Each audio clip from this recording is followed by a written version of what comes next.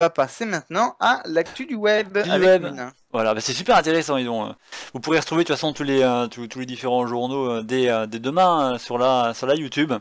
Et puis on va utiliser Twitch. On va débiter, on va passer, on le mettra directement depuis Twitch jusqu'à YouTube. Comme ça, au moins, ça sera en rediff facile. Alors, c'est la journal du web. Eh ben, cette semaine, c'était bien maigre, hein, c'était un peu la disette. On a senti la famine arriver, les maladies, le choléra, la peste, ce que vous voulez. Bref, on a réussi à avoir quelques news.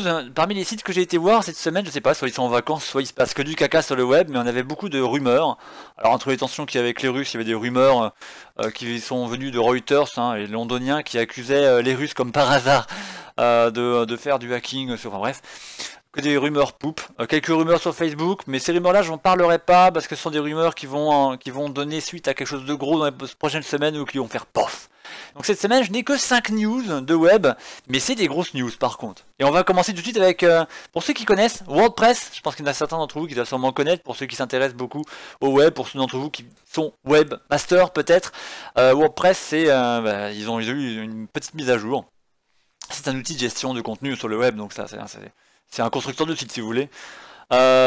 Site blog, tout ce que vous voulez. Alors ils ont eu une grosse mise à jour. Alors, la mise à jour numéro 4.3, ils l'ont nommé Billy, comme Billy Jeans, non je déconne, comme Billy Holiday.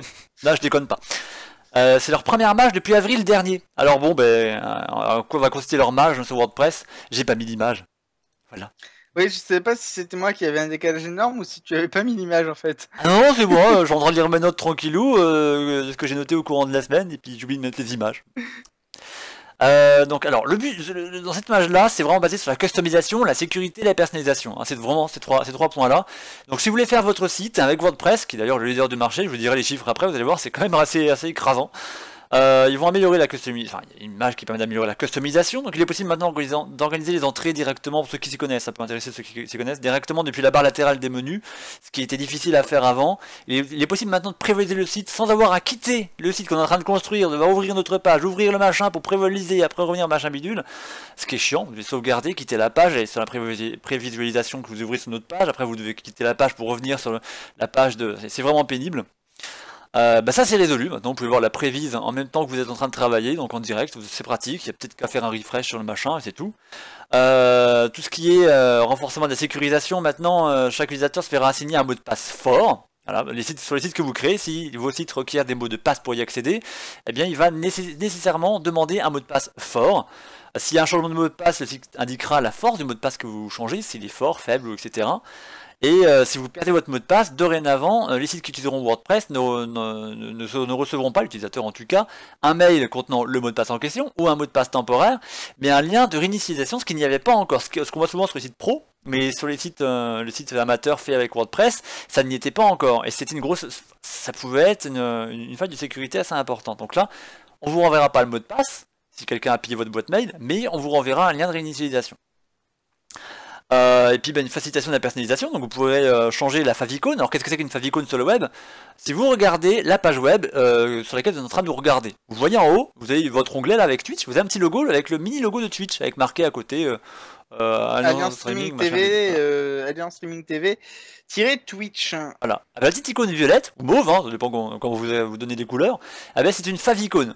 C'est l'icône, 2 pages pour s'en repérer. Hein. Rouge. Rouge, hein. Elle est rouge? Non, Ah, non. non, c'est violet.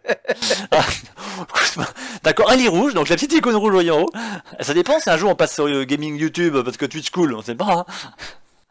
Hein. Petite icône, donc ça s'appelle une favicon. Ah ben vous pouvez maintenant le faire de toute façon, parce qu'avant, pour faire une favicon, c'était la croix à la bannière, hein, c'était assez épique. Personnaliser un site avec WordPress, c'était épique. Hein.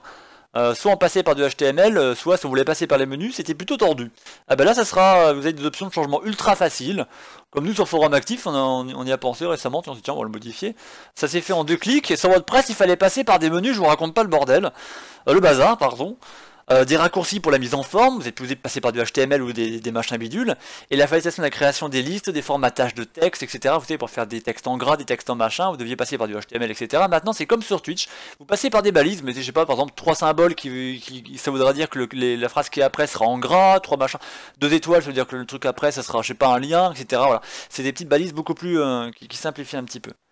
Alors WordPress, faut savoir que c'est la référence dans tout ce qui est ce qu'on appelle les CMS. Donc CMS, ça veut dire Content Management System. Je savais pas, moi j'ai CMS jusqu'à maintenant sans savoir ce que c'est. Donc c'est les solutions de gestion de contenu.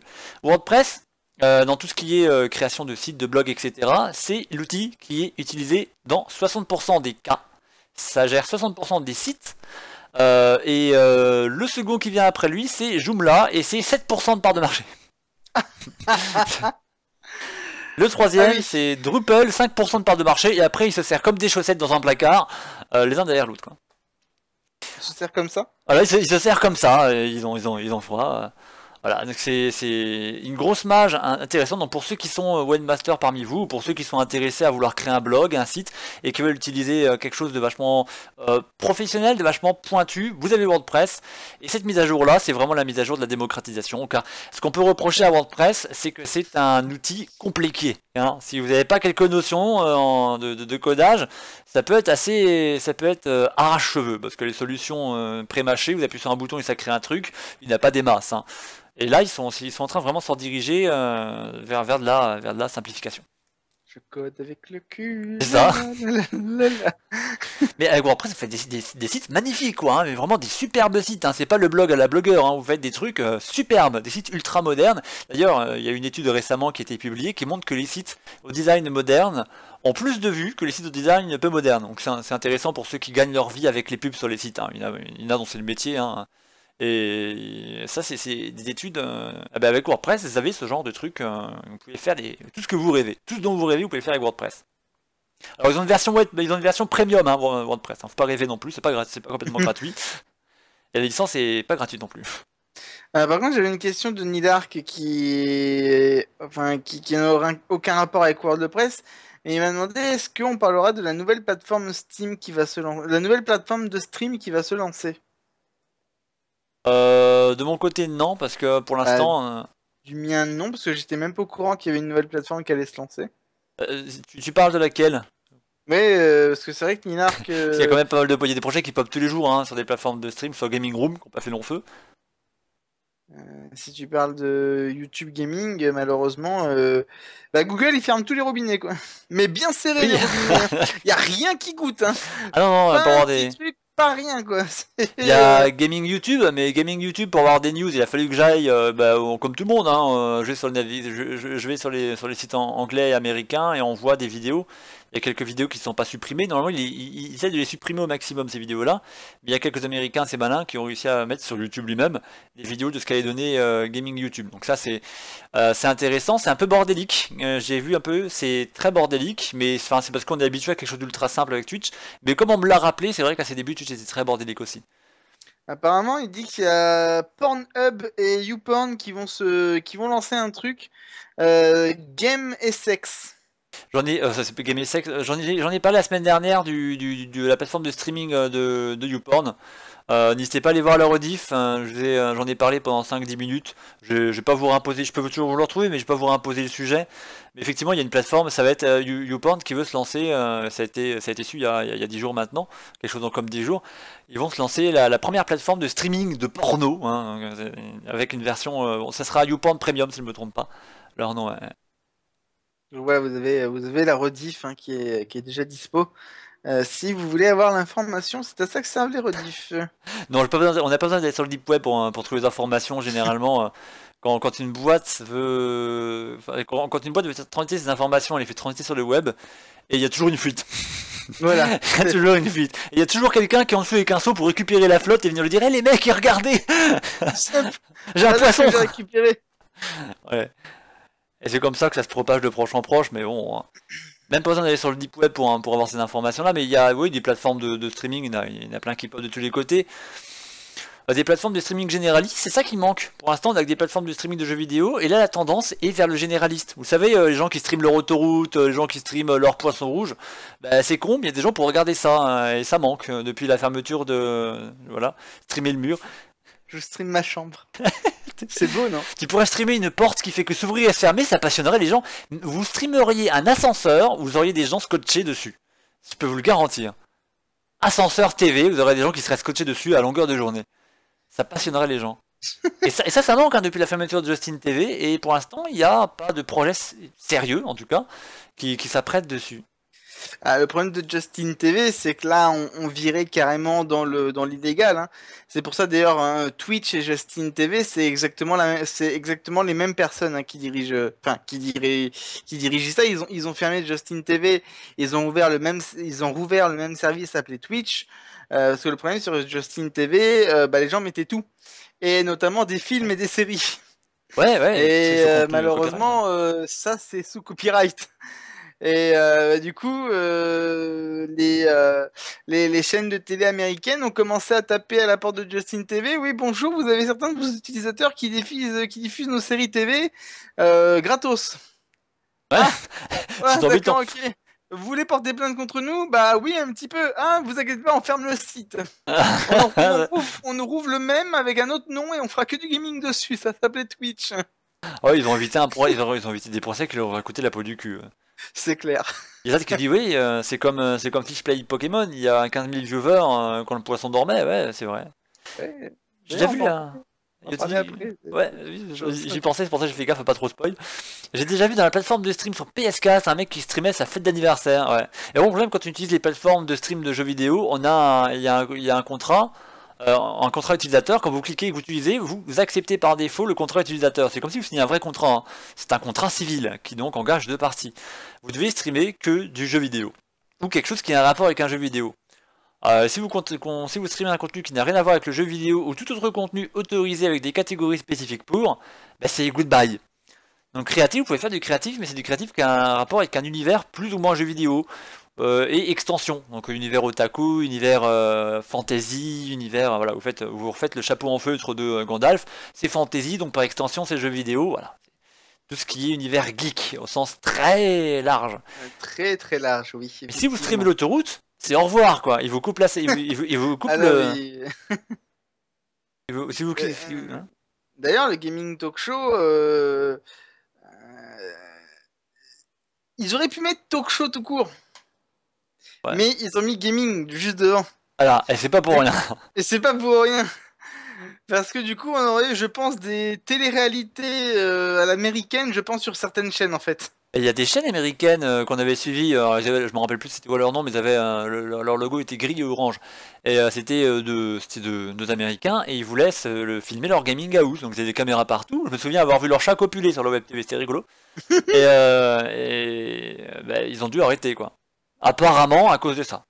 D'après ce que j'en ai su sur leur blog. Apparemment à cause de ça. Apparemment à cause de ça.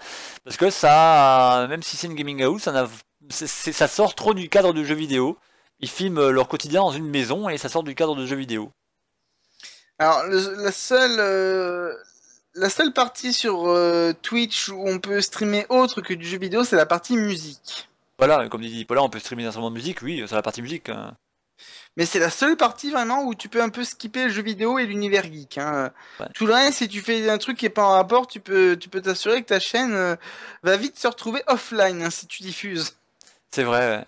Et il n'y a pas une catégorie real life. Ils pourraient faire une catégorie real life, et là on pourrait tout filmer. Autoroute, l'éclipse solaire du coin, tout ce que vous voulez. Ah ouais, mais bon, oui, bon, après, il y a des gens que ça intéresse, hein, mais bon. Ouais, j'avoue que en mode lobotomie, tu regardes à minuit pour t'endormir une autoroute, ou alors ouais, ouais, voilà, ça t'aide à dormir. Là j'aurais plus d'insomnie, hein. Ça serait magnifique. Si j'ai plus d'insomnie, je serais plus là la nuit. 1 heure du matin, Ah, Munin est hors service. Veuillez le veuillez le rapatrier au recontacter. garage.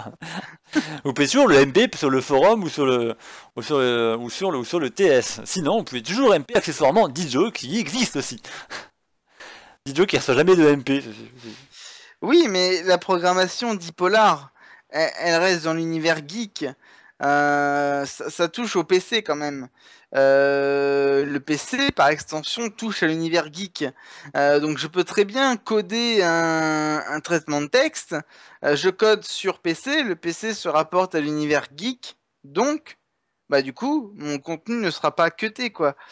Comme disait Minin, c'est l'univers geek au sens très large. Voilà, ça c'est Mais très très très très large. la catégorie software hardware qui est une extension de l'univers geek. Ouais. Ils pourraient faire une catégorie otaku, mais ça ils la font pas parce que c'est un malheur de la foutre. Les gens vont faire des AMV et compagnie dessus. Et les AMV comme FNAF, ça peut passer parce que c'est de la pure création. Mais là, c'est pas des AMV, hein. Ils vous montrent la série et puis ils vous cotent un parti, ils vous le diffusent. Voilà, c'est ça. Et là, par contre, j'aurais des problèmes de droit d'auteur. Mais c'est vrai qu'une catégorie real life, ça pourrait peut-être purger tout ce qui est contenu droit d'auteur. Les gens filment des conneries, genre autoroute, ascenseur, etc. Mais là, est-ce qu'il pourrait avoir de. Non, non, là, ça poserait pas trop de problèmes. Là, ça pourrait être Ouais, sympa. je me filmerais dans ma piscine. Ouais! Aqua, Super. la chaîne Aqua TV. Bah tiens, puisqu'on parle de stream, alors, je reprends des sujets, je vais vous parler de Netflix. Ah. Ah, je suis en train de vous montrer l'écran avec les abonnements, je disais votre forfait. Non, je fais pas de la pub pour Netflix, je suis pas payé par Netflix, pas encore. Non, je déconne. La petite news qu'on a eue cette semaine, Netflix qui va, bon, ça fait déjà depuis un mois, hein, le CEO l'avait déjà annoncé, donc le patron, le passage du prix de l'abonnement standard, l'abonnement du milieu, hein, de moyenne gamme. Donc, vous pouvez voir les films en streaming en HD sur 2 écrans. De votre choix, va passer de 8,99€ à 9,99€ en France. Alors, moi pour ma part, c'est une sorte d'alignement des prix pour essayer de pousser les gens à passer sur le premium parce qu'on réduit l'écart entre la moyenne gamme et la haute gamme et on creuse l'écart entre la petite gamme et la moyenne gamme. Donc les gens auront moins d'efforts à faire pour passer de la moyenne à la grande gamme. Donc les gens disent, ah bah, écoute, pour 2€ de plus, je n'ai qu'à passer sur le 4 écran avec Full HD et compagnie. Bon. Mais en fait, la vraie raison qui est invoquée par Netflix, c'est pour apporter bah, justement des contenus coûteux. Ils vont devoir faire ils vont devoir mousser leur catalogue en France parce qu'ils ont du mal à lutter contre Canal Play. Et du coup, bah, ils veulent apporter du Daredevil, du Sense8. Je sais pas ce que c'est Sense8. Daredevil, je vois, mais Sense8, j'ai pas. Je voulais chercher, mais j'ai pas eu le temps. Mais Moi, je connais Senseiya, mais c'est pas la même chose. non, non, pas trop. Et voilà, donc pour apporter ces contenus-là, ils vont devoir débourser, mettre la main au panier, enfin la main au portefeuille, pardon, je pas dit autre chose. Et du coup, bah ils vont, et du coup, bah ils justifient ainsi l'augmentation de leur prix. Alors, leurs prix vont augmenter de manière générale, de toute façon, un peu partout, mais en France, en tout cas, ça sera 1€ de plus. Alors, il faut savoir que Netflix essaie de faire la différence avec ses concurrents. Il est arrivé en France, il fallait qu'il se positionne par rapport à la Canal Play, qui faisait de la VOD pour pas cher, avec beaucoup de contenu, hein, parce que c'est Canal+, la maison Vivendi, ils ont des droits sur pas mal de films, hein, mais Vivendi Universal, Oui. voilà. C'est la même maison, hein, avec Monsieur Bui, que je vénère comme un dieu à chaque fois, donc je vais pas en parler, parce que sinon on va en avoir pour 20 minutes. Et du coup, voilà, du coup, Netflix de lutter par rapport à ça. Et du coup, il veut mousser son catalogue. Et du coup, il veut augmenter les prix. Et ce qui est un peu, à mon sens, c'est un peu bête parce que du coup, par rapport à un Canal Play, bah, ils vont avoir un problème de positionnement au niveau du prix, au niveau tarifaire. Bon, bah, du coup, ils vont se débrouiller. Et ils ont vraiment du mal en France. Alors, d'ailleurs, on n'est même pas d'accord sur le nombre d'abonnés qu'il y a en France. Alors, Netflix, en France, on nous dit qu'ils ont 250 000 abonnés, donc un quart de million de gens qui sont abonnés. À Londres, il y a un cabinet qui dit ah non, non, ils ont 3/4 de million d'abonnés en France, donc c'est 150 000 personnes. Je sais pas comment ils font pour avoir une marge d'erreur de 2 fois le minimum estimé. C'est un peu comme dans les rassemblements entre le nombre donné par la police et le nombre donné par l'organisme qui organise les manifestations. Ouais, c'est ça. Oh, il y a 5 000, oh, il y a 15 000. Ouais, Ouais, mais là, vous avez là carrément là, 250 000 plus ou moins 500 000, ça veut dire qu'on peut être jusqu'à moins, on peut voir jusqu'à moins 250 000 personnes abonnées, quoi. Vous voyez un peu le genre de truc abruti qu'on peut avoir si on est avec des. Enfin, mon avis, c'est que le cabinet londonien est légèrement payé par Netflix, ou légèrement en conflit d'intérêt avec Netflix, et du coup, il donne des beaux chiffres bien moussés, hein. Je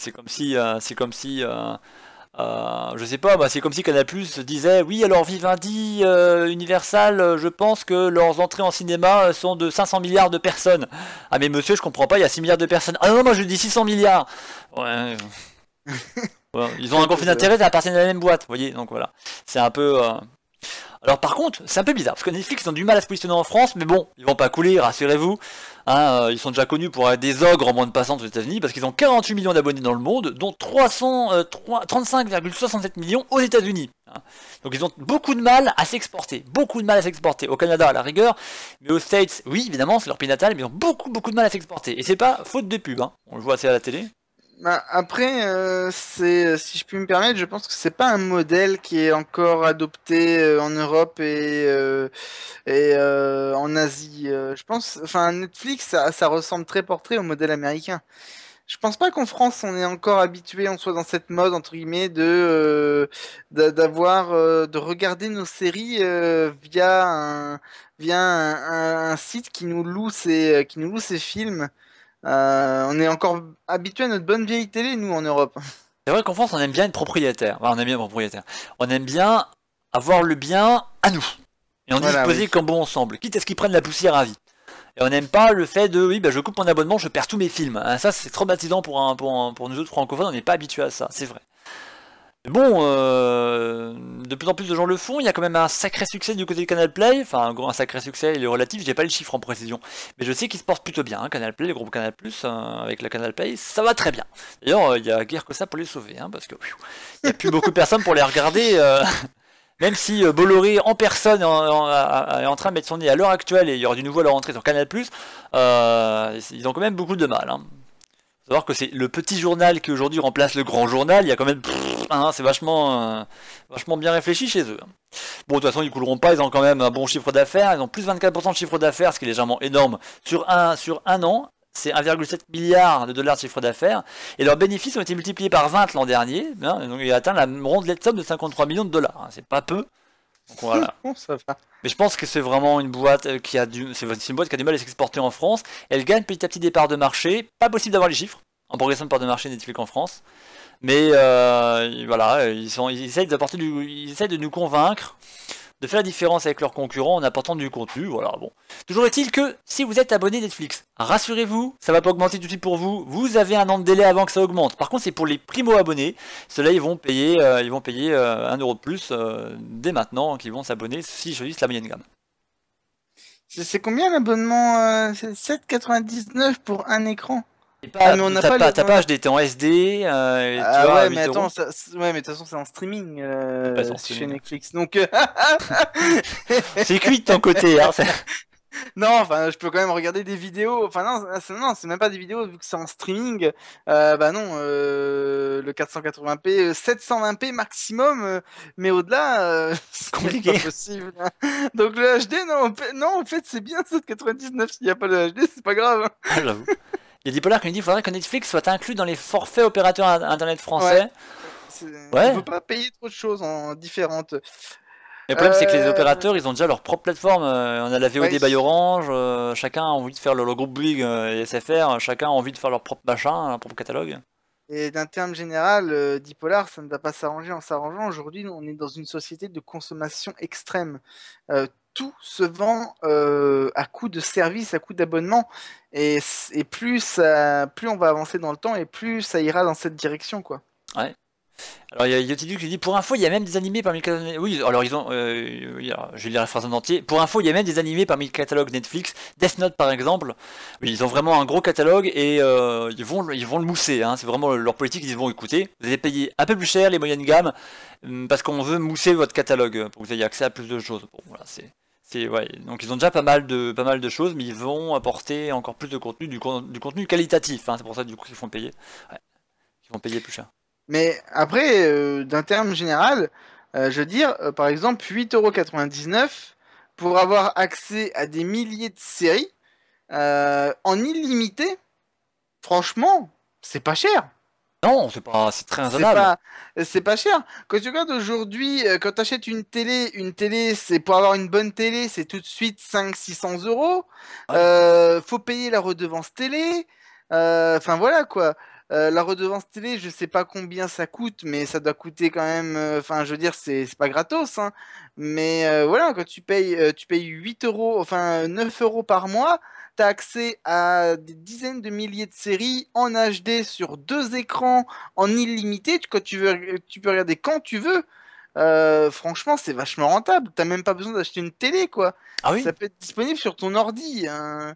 Sachant qu'aujourd'hui, les écrans d'ordi sont quasiment aussi bien que les écrans de télévision, quoi. Ah oui, on a une bonne qualité, hein, mon écran principal, je regarde des films dessus de temps en temps, quand je regarde des films des années 80, parce que bon, comme dit Polar, là, qui préfère regarder sur YouTube gratos, c'est certains films qui sont, même légalement, il y a des films qui sont libres de droit, de très vieux films, bon, il n'y a pas besoin d'un écran HD, je veux dire, mais... Ouais, non, non, c'est...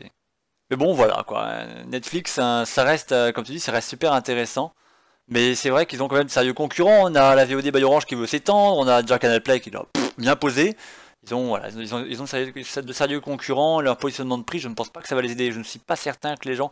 Enfin, ils vont avoir un catalogue plus large.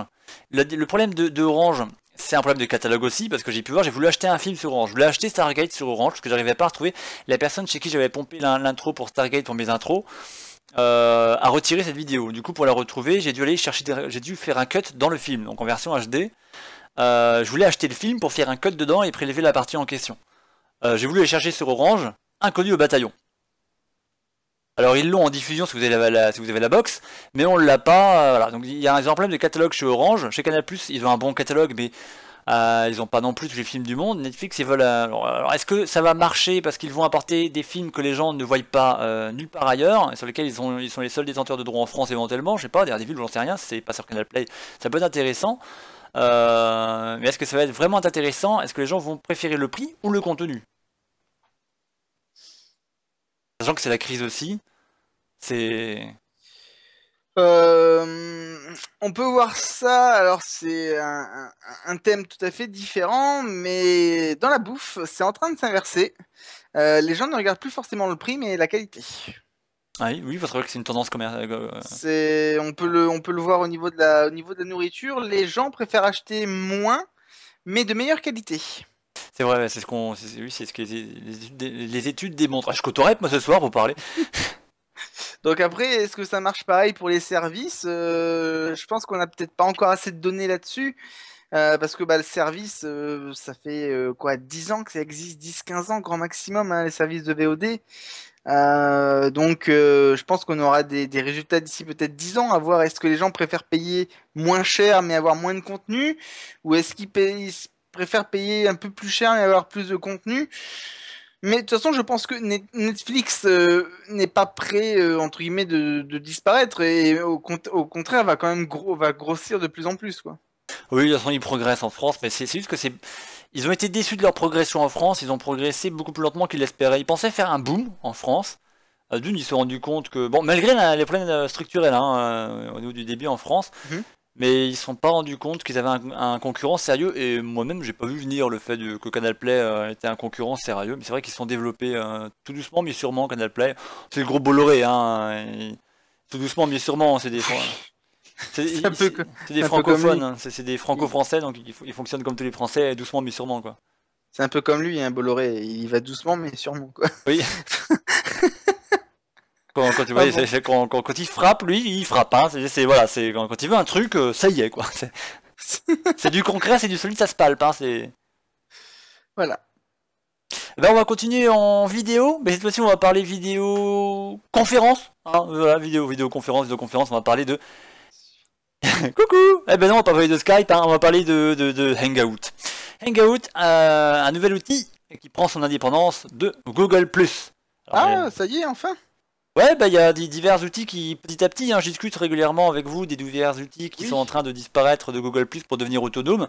Bah là, c'est au tour de Hangout de devenir indépendant. Alors, c'est la suite du démantèlement de l'ex-réseau social Google Plus qui a fait un bide, hein, donc c'était un fourre-tout pour plein d'outils. Dès qu'il faisait un outil, allez hop, on va le mettre c'est Google Plus. Du coup, l'outil était complètement nul dans la merde, dans la masse, pardon. Et du coup,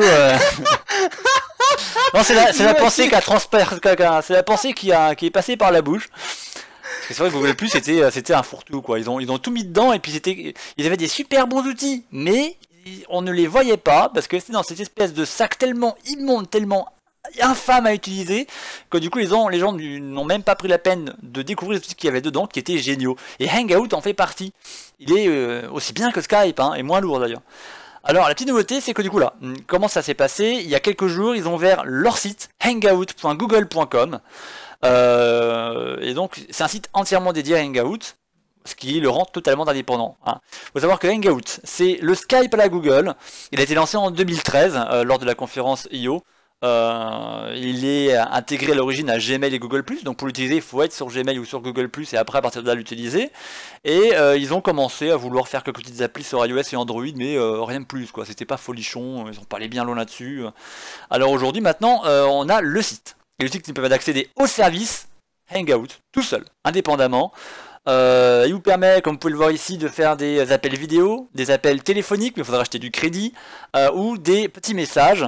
Alors les messages, ça se passe sous forme de petites fenêtres volantes, donc les pop-out, qui apparaissent comme ça un petit peu à la Facebook. Messenger, vous voyez, ça pop comme ça, vous pouvez avoir plusieurs fenêtres, ou la MSN, hein, ce sont la même chose, hein, ils sont inspirés, c'est MSN qui a inspiré le Facebook Messenger, et Facebook Messenger qui a dû inspirer ce système-là. Alors, vous aurez vos listes de contacts, comme sur Skype, hein, vous ne serez pas dépaysés, les utilisateurs Skype, j'ai parlé moins vite, ça j'articulerai mieux, excusez-moi, utilisateurs Skype.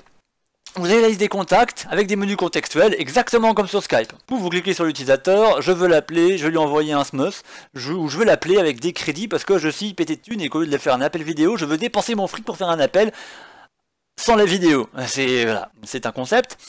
Bon, c'est juste pour la qualité sonore, je pense que vous aurez quelque chose de mieux. Vous avez des discussions de groupe possibles, comme sur Skype.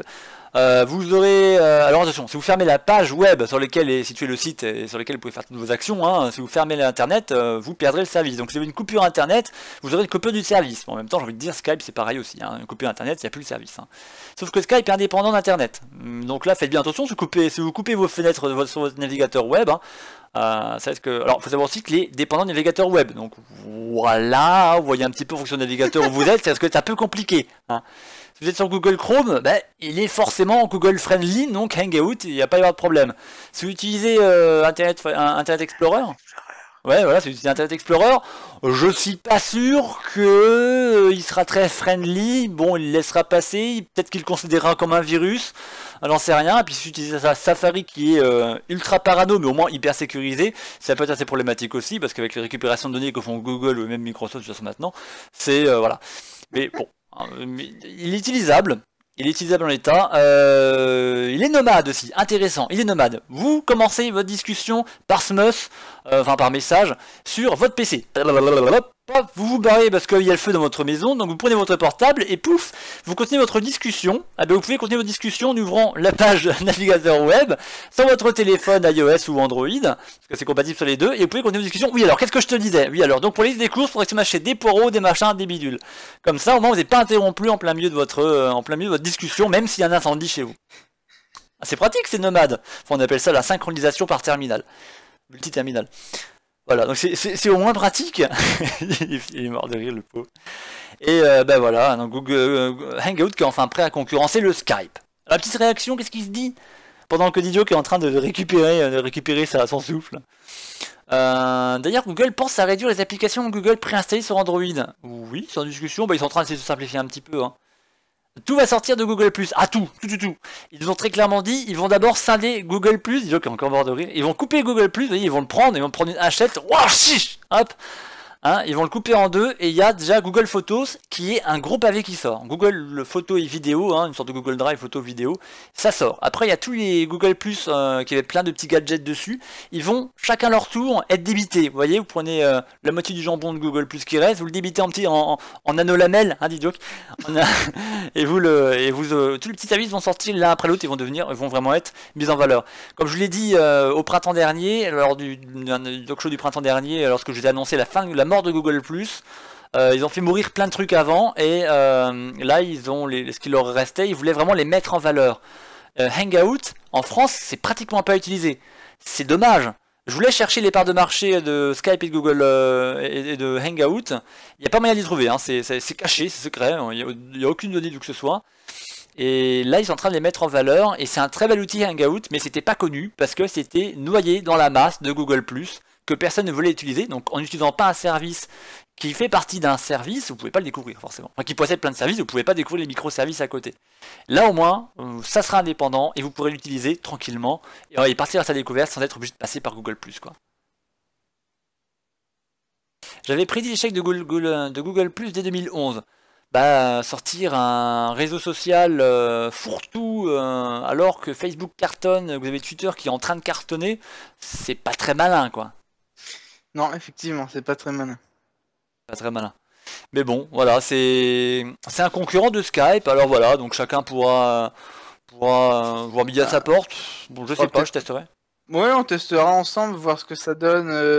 Je risque d'avoir moins de soucis internet maintenant. Disons que il n'y a plus qu'une seule personne, c'est-à-dire moi qui utilise la connexion Internet à la maison, donc je risque d'avoir moins de soucis d'Internet, parce qu'il faut savoir que Skype est très gourmand. Ah ouais. Là, ce soir, le son est nickel, mais la semaine dernière, ça a été la galère. À un moment, j'entendais Munin, mais j'entendais une syllabe sur 10, quoi. Ah oui. Parce que voilà, Skype est extrêmement gourmand en ressources internet. Alors peut-être que si Hangout est un petit peu moins gourmand, si le son est un peu plus propre, pourquoi pas migrer vers ce logiciel s'il fait la vidéo. Ah oui, ça peut être super sympa. Alors comme il dit Polar, au début il y avait eu énormément de hype autour de Google+. C'est vrai qu'au bout de, je ne sais, il me semble que c'était le premier mois, la première semaine, je ne sais plus, il y a eu plusieurs millions d'utilisateurs qui se sont inscrits. Et ils se sont rendus compte finalement que dès 2012, eh bien, la proportion de comptes utilisateurs actifs était en deçà alors pour être certain, je vais dire en deçà de 20%. J'ai plus le chiffre exact, mais largement en deçà de 20%.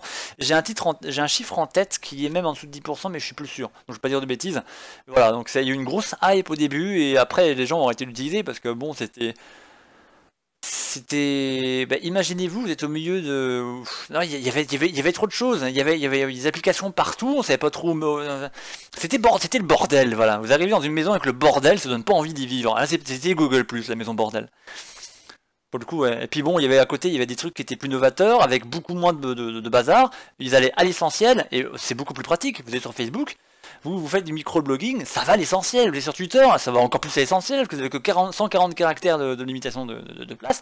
Voilà, c'était beaucoup moins bazar, hein. Mais là, Google Plus, c'était trop bazar. C'était illisible. Voilà, les gens sont lancés sur Facebook, ouais, effectivement, ouais. C'est aussi plus simple que ça. Ouais, c'est ça. Mais pourquoi migrer vers un truc qui fait plus bordel alors qu'on est bien dans une plateforme, quoi? Oui, effectivement, quoi. Ah ben, on va rester chez Google. Voilà, on va rester chez Google jusqu'à la fin. Là, je vais vous parler de Google qui expérimente quelque chose d'intéressant. Ils font des bonnes choses hein, depuis que Google s'est remodifié en Alphabet et que Google n'est plus qu'une filiale d'Alphabet.inc. Android Experiments. Kezako. Alors il y a Google qui a annoncé un nouveau site, hein, encore un autre après Hangout.com. Ils ont annoncé le site Android Experiments. Qu'est-ce que c'est Android Experiments? Il y a quelques jours hein, déjà. Le but c'est de proposer aux développeurs d'applications Android, des applications d'Android originales, donc qui sont différentes applications qu'on peut trouver sur Google Play, qui sont innovateurs, de partager leur création et de leur apporter une visibilité. Alors pourquoi? Qu'est-ce que c'est? Quel est le but? Pourquoi? Qu'est-ce que c'est que ce truc? Alors Google Play, il faut savoir qu'il y a 1,4 million d'applications. C'est pour les gens qui utilisent l'application Android. C'est le catalogue de Google pour utiliser diverses applications Android. Le gros défaut, c'est que comme Google, il est pas con, hein, il fait payer les places. Hein, enfin, c'est du marketing, quoi. Les lois du marketing font que le plus gros a la meilleure place. Hein, c'est comme vous allez faire une brocante, vous alignez plus de billets, vous avez la place au centre du village, vous alignez 2 billets seulement, vous avez la place en bordure de village, à la sortie de l'autoroute, au panneau RN54.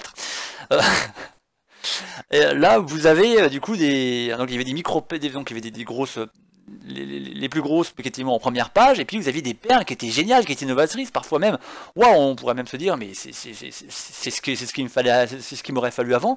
Et bien, elles étaient reléguées à des pages loin au pays du Far West.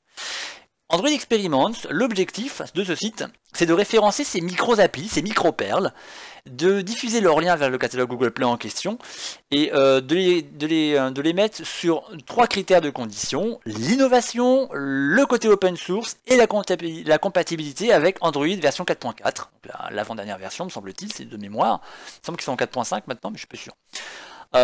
Et du coup, vous avez tout un tas de trucs qui sont open world, qui sont à votre disposition. Alors vous allez me dire, Google est open world. Il y a un truc qui cloche là. Google, c'est commercial. Pourquoi est-ce qu'ils acceptent le open world, le open source? Disons qu'il n'a pas relevé, j'ai fait open world à la place d'open source. Ah oui, non, mais non, parce que je suis en train de regarder quelque chose. Et voilà, open source. En fait, le but de Google, c'est de pousser les gens à faire du créatif, à imaginer de nouvelles applications. Ils sont pas cons, Google, plutôt que de faire payer les places à des grosses boîtes qui mettent leurs applications, qui vendent, etc. Eh bien, ils proposent à des gens qui ont des bonnes idées de le mettre en open source. Et ben, plutôt que de payer une boîte qui va innover pour eux, eh bien, ils auront toute une population d'utilisateurs programmeurs qui vont, pour eux, créer des applications innovantes qu'ils appellent de leur vœu. Et du coup, on a Android Experiments qui va tout simplement nourrir le catalogue gratuitement de Google. Voilà, c'est aussi simple que ça, mais voilà, c'est une manière de nourrir son catalogue. Alors Android est en version 5.1.1 et en préparant Android... Ah voilà, oui, c'est pour ça que Oui, j'avais retenu le chiffre 5. c'est ce que je suis en train de lire actuellement. Je fais 5.1.1. Il a dit 4.1, non? Ou 4.4? Oh, je me J'avais dit, rappelle plus. non, j'avais dit Du coup, 4.4. J'avais retenu chiffre 5 en tête, mais je savais pas où le placer. Du coup, je l'ai placé derrière la virgule. Oui, ils sont bientôt en préparation du 6. C'est vrai qu'Android, ouais. je ne sais pas énormément leurs actualités. C'est Et pour ça le que j'ai nom de confondu code? les... Tu veux savoir c'est quoi le nom de code de l'Android 6.0? Vas-y, fais péter. Marshmallow. Marshmallow. Et J'ai pas compris. le 5 points, c'est Lollipop. Lollipop. La version 4.4, c'est KitKat. KitKat. De la version 4.1 à la version 4.3, c'est Jelly Beans. Ça oui. Quoi? La version 4.0, c'est Ice Cream Sandwich. Ah, ça me dit quelque chose, Ice Cream Sandwich. Voilà. Ah, mais... Ah. chez Google, ils doivent se fendre la gueule. Bon alors les gars, aujourd'hui, il nous faut un nom de code pour la prochaine version d'Android. Marshmallow.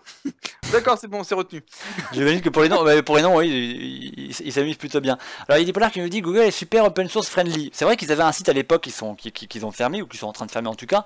Je l'avais annoncé au printemps, qui permettait aux gens de bricoler des programmes, des codes open source, etc. Ils sont très open source friendly, et Google, de toute façon, ce sont des innovateurs. Hein, même si ils commencent à perdre cette image-là, entachée par des images commerciales, ce sont avant tout des innovateurs, et dès qu'ils voient quelqu'un qui est innovant, ils rachètent son idée, et ils font bosser pour eux, et ils disent écoute, vas-y, on donne tout le pognon que tu veux, et ils innovent encore plus. Ils adorent les innovateurs. Mais c'est vrai que c'est assez étonnant parce que depuis quelques temps, ils étaient partis sur une politique commerciale, fait du pognon, fait du pognon, fait du pognon. J'ai l'impression que depuis que Google s'est débarrassé du côté incorporation, en se débarrassant de tout ce qui était en dehors, qui leur polluait la vie, tel que des trucs Google Fiber, etc., ils peuvent maintenant revenir à leur base. On est des gens du web, on est des innovateurs du web. Ils sont revenus j'ai l'impression qu'ils sont revenus à leur philosophie de base. Enfin, c'est une Ouais, un sensation que petit j'ai. peu. À voir ce qui Ah, un va se petit passer peu. la semaine Oui. prochaine, parce que ça fait qu'une semaine, ça fait qu'une semaine que ça s'est produit. J'ai hâte de voir à la fin du mois un petit peu ils sont en train de confirmer leur truc, mais pendant un certain temps, ils étaient vachement partis sur les optiques de pognon, ils fermaient, ils se débarrassaient des boîtes qu'ils ne rapportaient pas. Là, j'ai la sensation qu'ils sont en train de revenir aux origines, aux sources, à leur valeur primordiale, à leur valeur de base, quoi. Mhm. C'est aussi dit qu'ils donnent des versions 2.3, Gingerbread 2.2, Froyo, Éclair 2.1. Ouais, ouais, oui, je suis parti voir sur Wikipédia et c'est bien ça, les noms de code pour les différentes versions d'Android, quoi. De code égale souci aimant le fouet. C'est ça. Ben, on va continuer avec Google. Et ce coup-ci, je vous parlais de Google Maps. Un nouvel outil de Google Maps qui est apparu il n'y a pas longtemps. Bon, qui n'est pas encore là chez nous. Hein, les valables qu'à. Alors, je ne me trompe pas. Boston, je me rappelle plus. Dans 3 villes américaines. Voilà, on commence à ne pas me tromper. C'est Sunroof. Sunroof, Google Maps qui nous invite à développer, enfin qui veut développer l'énergie solaire. Alors il y a une news qui est sortie il y a quelques jours, le lancement de l'outil en ligne Sunroof sur Google Maps. Alors qu'est-ce que c'est Sunroof? C'est un outil en ligne qui utilise du coup Google Maps évidemment pour promouvoir l'énergie solaire. Je vous montrerai à quoi ça ressemble. Bim, une petite image. Bam, voilà, Ah ça ressemble à oui. ça. C'est très décoratif, on dirait un nid d'abeille. Ou on dirait, je sais pas, on dirait une pelouse dans laquelle on a jeté des cubes de Gouda. Euh... oui, ça me donne faim d'ailleurs. Et cet outil Google Maps qui est là pour promouvoir l'utilisation de l'énergie solaire, blablabla, bref. Google Green, on a envie de dire. Alors, ça utilise Google Maps. Vous êtes sur Google Maps, vous tapez votre adresse, vous sélectionnez le toit de votre maison parmi, voilà, sur Google, vous sélectionnez, je sais pas, lui, le toit jaune au milieu ou en bas, là, le gros rectangle, bim, avec la belle piscine en dessous d'ailleurs, le sunroof va vous calculer le taux d'ensoleillement et l'économie que vous pourriez dégager sur un an si vous installiez un panneau solaire. Alors du coup il utilise des données très précises. Vous voyez ici la carte, ça utilise du Google Earth mais avec des données de capteurs d'ensoleillement très précis, hein. C'est pas des trucs aléatoires, hein. C'est des données fiables. Ça prend en compte l'angle du toit, ça prend en compte la position du toit évidemment parce que le soleil, hein, il va d'est en ouest, hein. Il va pas aller du nord au sud pour vous faire plaisir. Ça prend en compte la végétation en blanc. C'est sûr que si vous avez un arbre devant, risque d'avoir un léger problème d'éclairage pendant un moment de la journée. Les données météo, c'est sûr que si vous habitez sous le Krakatoa alors qu'il vient de faire une éruption, ben, ça peut être problématique.